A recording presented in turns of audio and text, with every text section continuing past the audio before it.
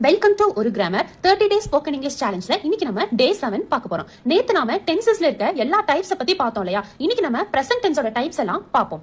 Generally present டென்ஸ்னா என்ன?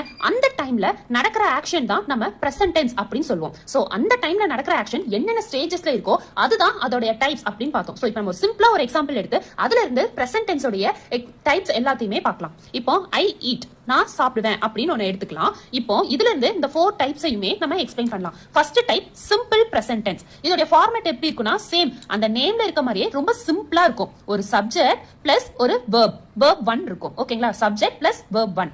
I eat ஒரு subject plus ஒரு verb, பிரசன்ட் டென்ஸ் verb.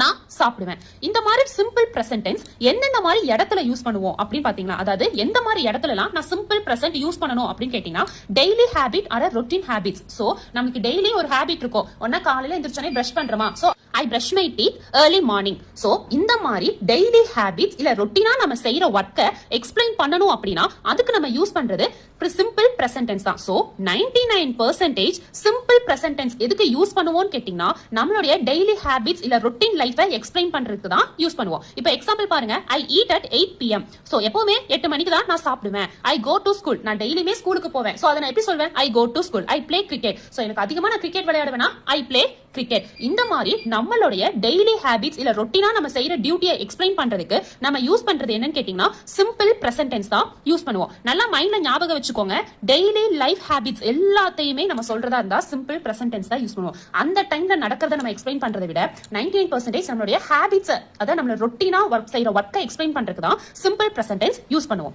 அடுத்தது பிரசன்ட் கண்டினியூஸ் டென்ஸ். இதோட ஃபார்மேட் எப்படி இருக்குன்னு கேட்டீங்கன்னா, subject plus helping verb. Helping வெர்ப்ங்கிறது என்னன்னா இஸ் ஆர் ஆட் ஆர் ஆம், சரி am, இது எல்லாமே இருக்கும். இதா ஹெல்பிங் வெர்ப்ஸ் பிளஸ் verb கூட ஆக்ஷன் verb கூட ing சேர்த்துக்கணும். இதுதான் பிரசன்ட் கண்டினியூஸ் டென்ஸ் உடைய format. I am eating, subject be verbs, action verb கூட ing. So I am eating, நான் சாப்பிட்டுக்கிட்டு இருக்கேன் அப்படின்னு. இந்த பிரசன்ட் கண்டினியூஸ் டென்ஸை எந்த இடத்துல யூஸ் பண்ணுவோம் அப்படின்னு நீங்க பாத்தீங்கன்னா, அப்போ அந்த மொமெண்ட்ல நடக்கிறது. இப்போ இந்த மொமெண்ட்ல நான் டீச் பண்ணிட்டு இருக்கேனா, I am teaching. சோ அந்த மொமெண்ட்ல நீங்க என்ன பண்றீங்களோ அதை எக்ஸ்பிளைன் பண்றதுக்கு நீங்க பிரசன்ட் கண்டினியூஸ் டென்ஸை யூஸ் பண்ணுவீங்க. Example, I am eating now, she is studying now.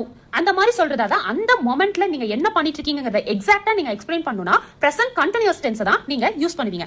நல்ல ஞாபகம் வச்சுக்கணும்னா ஒரு லைவ் வீடியோ மாதிரி தான். லைவா அந்த வீடியோ என்ன ஓடிட்டு இருக்கோ அதை எக்ஸ்பிளைன் பண்ற மாதிரி தான். சோ லைவா நான் என்ன பண்ணிட்டு இருக்கணும் அந்த மொமெண்ட்ல அதை எக்ஸ்பிளைன் பண்றதுக்கு யூஸ் பண்றதா present continuous tense.